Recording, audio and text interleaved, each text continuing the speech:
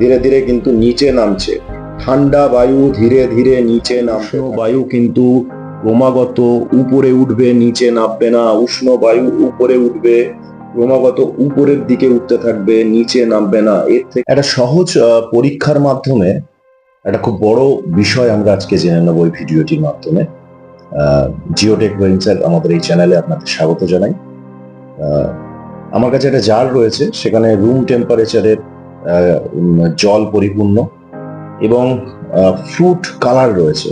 একটা blue colour রয়েছে, fruit colour, এবং একটা আছে red food colour. Cotton use করছি আমি, গরম জল, ঠান্ডা জল। আমরা এই পরীক্ষাটার মাধ্যমে দেখাবো যে শীতল বায়ু বা কোল্ড এয়ার ক্রমাগত নিচে নামে এবং উষ্ণ বায়ু বা ওয়ার্ম এয়ার ক্রমাগত উপরে ওঠে। অর্থাৎ বায়ুর যে উল্লম্ব প্রবাহ অনুভব করতে হয় বা উইন্ড কারেন্ট বা বায়ু স্রোত, এই পরীক্ষাটার মাধ্যমে আমরা দেখাবো।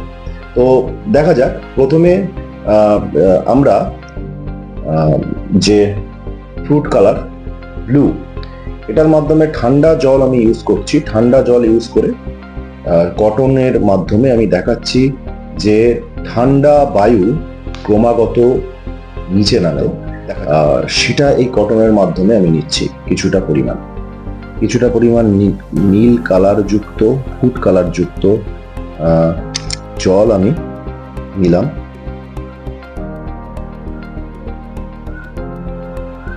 এবার আমি এর মধ্যে, জারের মধ্যে আমি এটাকে ইউজ করছি।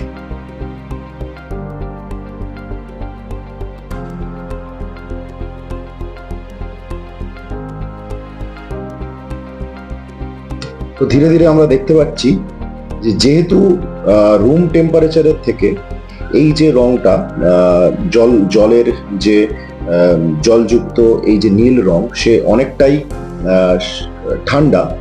সেই কারণের জন্য সে ক্রমাগত কিন্তু নিচে নামছে। এই বোতলের মধ্যে, এই জারের মধ্যে সে ক্রমাগত নিচে নামতে থাকছে। তো অ্যাটমসফিয়ার বা বায়ুর মধ্যেও কিন্তু এই কন্ডিশনটাই দেখা যায় যে শীতল বায়ু সে ক্রমাগত ঘনীভূত হতে থাকে। সেই শীতল বায়ু ক্রমাগত ঘনত্ব বাড়তে থাকে, তার ওজন বাড়তে থাকে, সে ক্রমাগত কিন্তু নিচে নামতে থাকে। তো আমরা দেখতে পেলাম যে ক্রমাগত সে কিন্তু নিচে নামছে এই জারের মধ্যে।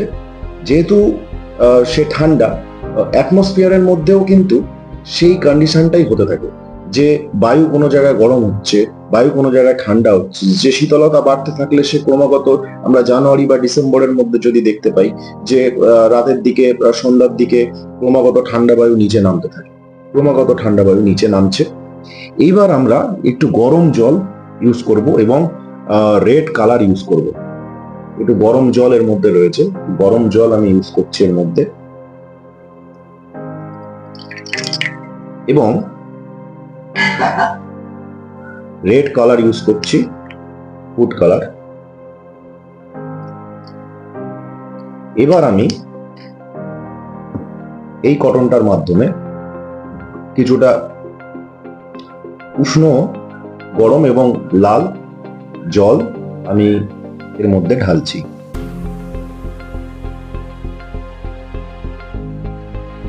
দেখা যাক কি হয়।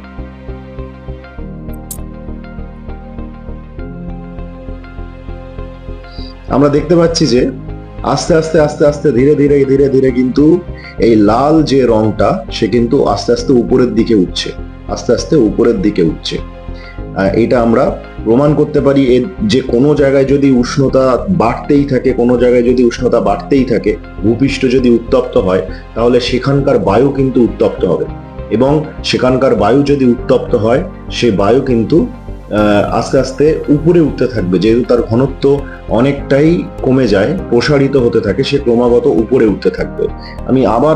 আবার আমি এই গরম জলটা ইউজ করতে পারি। দেখছি কিন্তু উপরে উঠে এসেছে। আবার যদি আমি এর মধ্যে এই গরম জলটা ইউজ করি, তাহলে আবার দেখবো গরম যে জল লাল রঙের, আবার দেখবো যে কিন্তু ধীরে ধীরে উপরে উঠবে।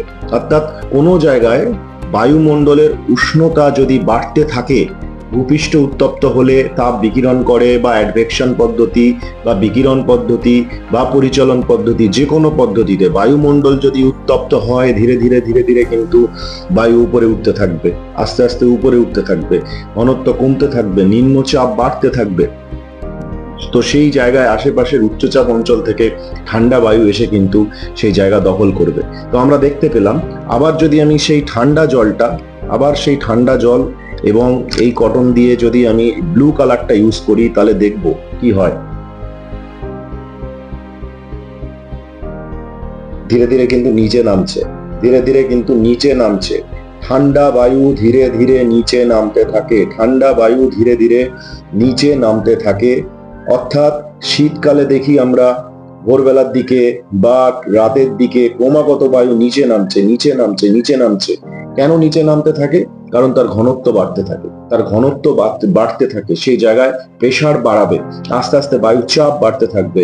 ঘনত্ব বাড়লে তার ওজন বাড়তে থাকে, ওজন বাড়লে পৃথিবী তার মাধ্যাকর্ষণ শক্তির প্রভাবে বায়ুকে নিচের দিকে নামতে থাকবে। তাহলে একদম সহজভাবে কিন্তু পরীক্ষাটার মাধ্যমে বোঝা যাচ্ছে যে ঠান্ডা বায়ু ক্রমাগত নিচে নামছে, উষ্ণ বায়ু ক্রমাগত ওপরে উঠছে। আবার যদি আমি উষ্ণ বায়ুকে দেখাই, উষ্ণ বায়ু কিন্তু ক্রমাগত উপরে উঠবে, নিচে নামবে না। উষ্ণ বায়ু উপরে উঠবে, ক্রমাগত উপরের দিকে উঠতে থাকবে, নিচে নামবে না। এর থেকে আমরা এই পরীক্ষাটার মাধ্যমে কিন্তু আমরা দেখাতে পারলাম যে উষ্ণ বায়ু উপরে উঠতে থাকে এবং শীতল বায়ু ক্রমাগত নিচে নামতে থাকে।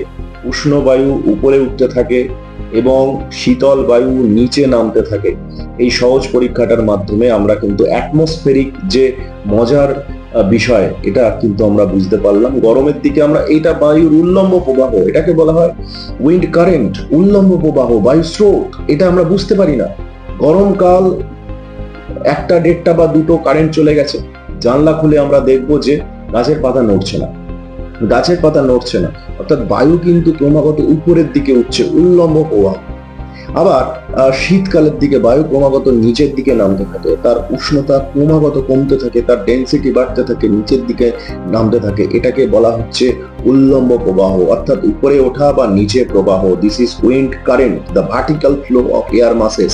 অর্থাৎ এই পরীক্ষাটার মাধ্যমে কিন্তু আমরা সহজভাবে, আশা করি সকলেই আমরা বুঝতে পারলাম এই পরীক্ষাটার মাধ্যমে, এবং উষ্ণ বায়ু এবং শীতল বায়ুর যে কনসেপ্ট, সেটা আমরা বুঝতে পারলাম। ভালো লাগলে ভিডিওটি অবশ্যই শেয়ার করে অন্যকে দেখার সুযোগ করে দেব। এবং আরো কি জিজ্ঞাসা আছে জিওগ্রাফি রিলেটেড, সে সমস্ত ধারণা যদি জানতে চাও, অবশ্যই আমি আমার ট্রিক্সের মাধ্যমে, টেকনিকের মাধ্যমে আমি তোমাদেরকে বিভিন্ন পাঠ দেখাতে পারবো। নমস্কার।